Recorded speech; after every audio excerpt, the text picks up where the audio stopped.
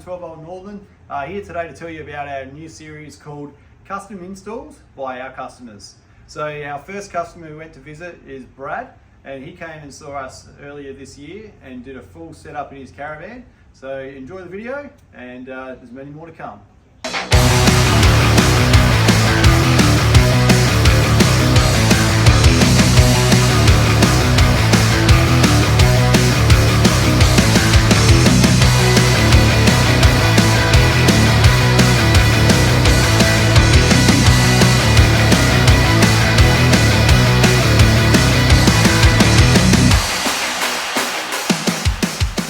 Brad, this is a pretty awesome fit out you've done, mate. Some with the lighting and everything, just attention to detail. Did it take you long, or?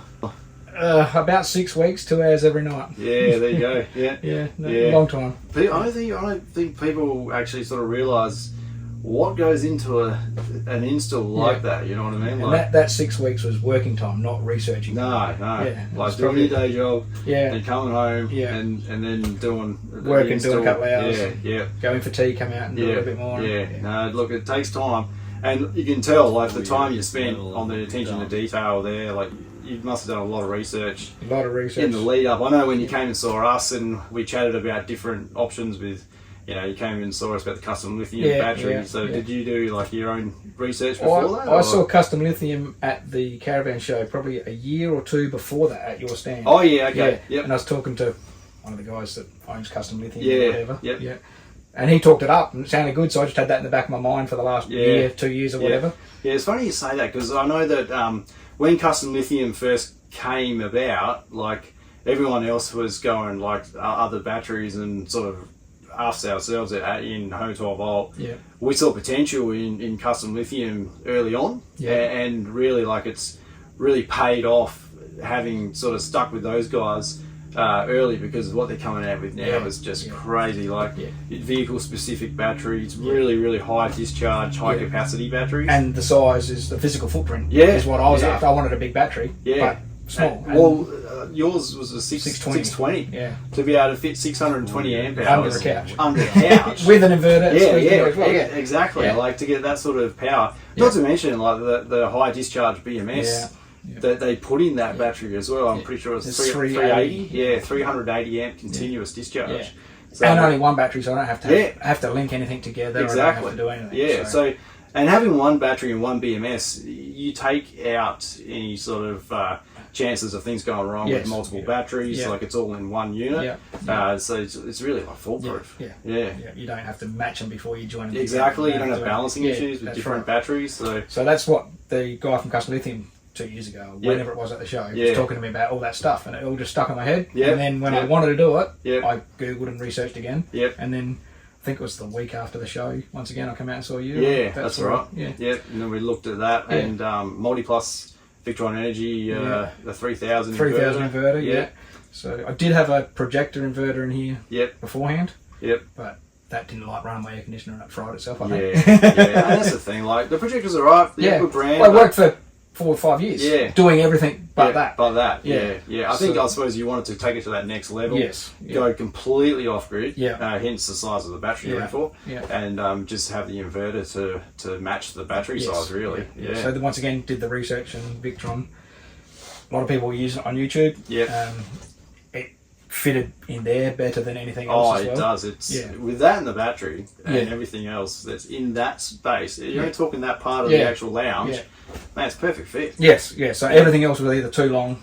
There wasn't too much high. That's pretty high, but I've got the height. You do have the height. So everything else too long, wasn't going to fit, and it's like, well, they still make that one, because I think that's the Multi Plus, not the Multi Plus 2. That's right. That's the Multi Plus, which it actually has a slightly higher surge rating as well. But it's like a classic, really. And I think from what I read and what I YouTubed, that one there will run an air conditioner better because of the coil.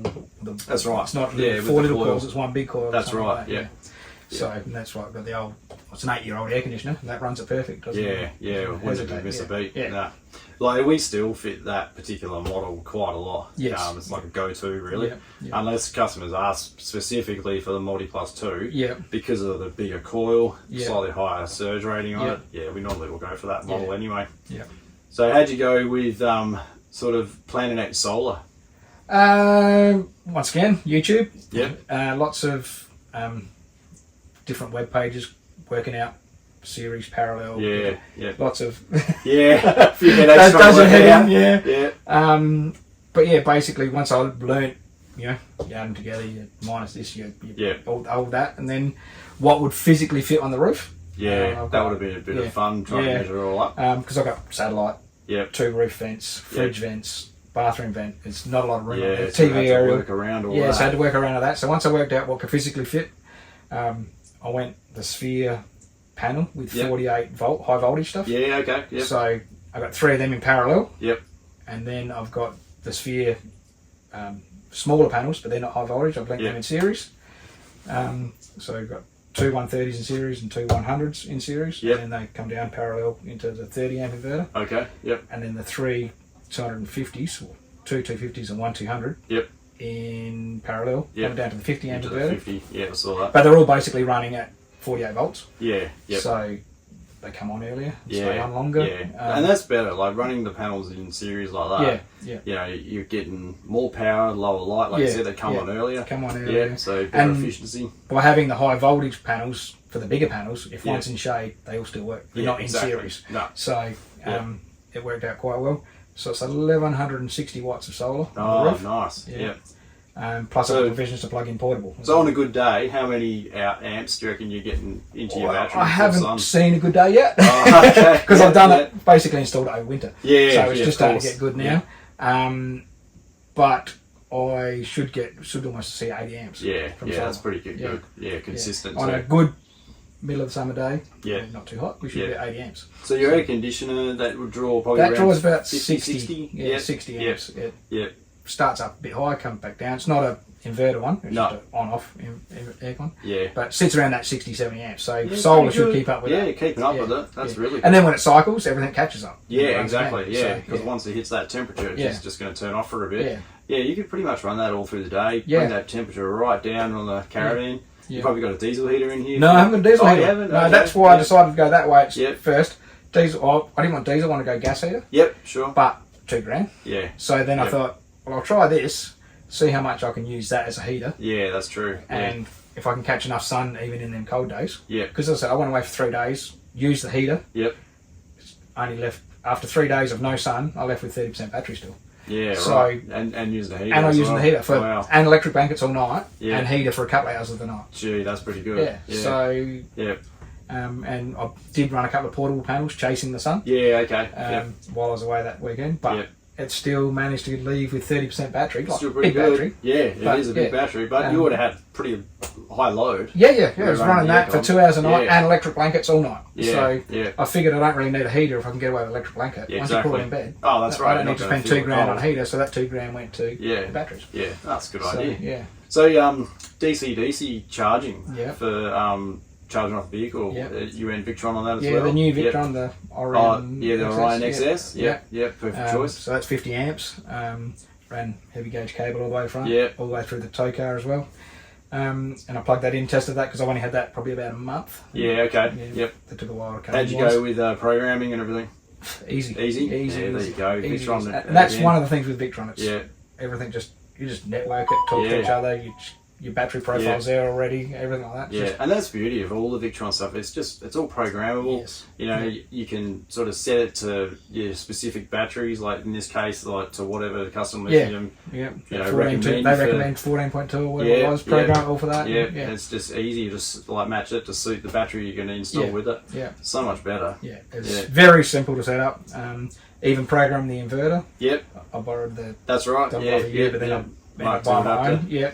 That was probably the hardest thing to program, only because it was all new and I suppose had to download a few. First programs. time's a little scary, but now it's otherwise, easy. It's straightforward. Yeah. And you don't have to change too much in there anyway. No. You know, you're only really changing like charge rate and absorption flow charges, that type of thing. And had to key in the battery capacity. Yep, of course. Yep. And that was it. And had to turn on the new feature, the sustain feature. Yep. I think that was in the inverter as well, which basically it prioritises solar. Yep. Over charging the battery. Yeah. You know, won't charge until it gets down to 30% or something like that. Yeah.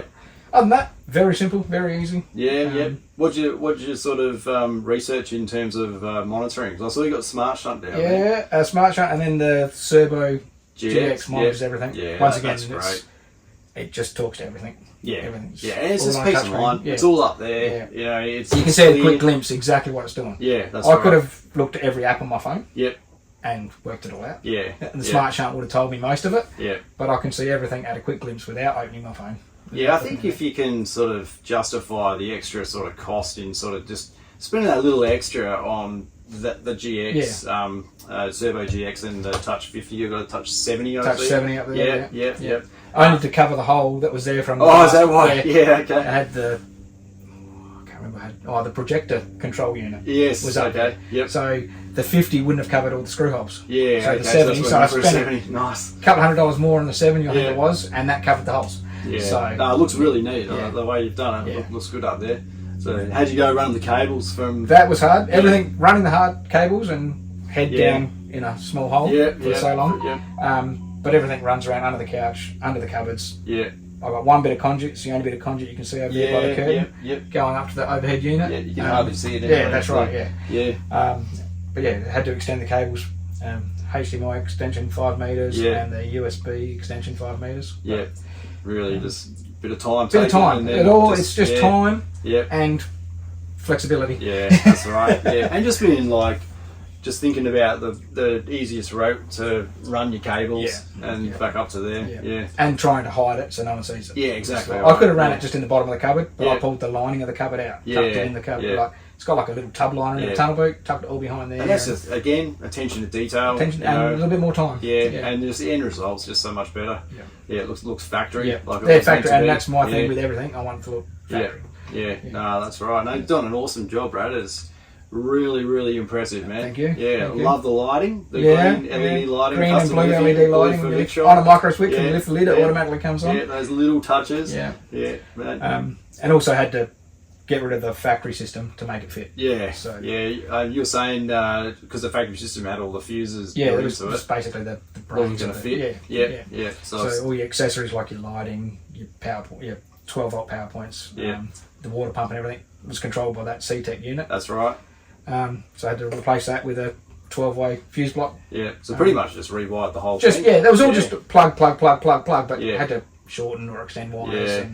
Well, it's definitely neat down there. It looks great. Thank you. So, mate, you're the first person on our new segment, custom installs by our customers. So I'd like to thank you for having me here today, going through your install. Very impressive. Love it. And guys, if you want to check our YouTube and subscribe, you can see more videos like this one. We're going to do a series of segments on this new series we're doing. Otherwise, you can go to our Facebook page, like our Facebook page, and go and visit our Instagram to see any specials, new updates on products, and anything else that's happening at home of 12 Volt Northern. See you guys. Have a good one. Cheers. Thank you.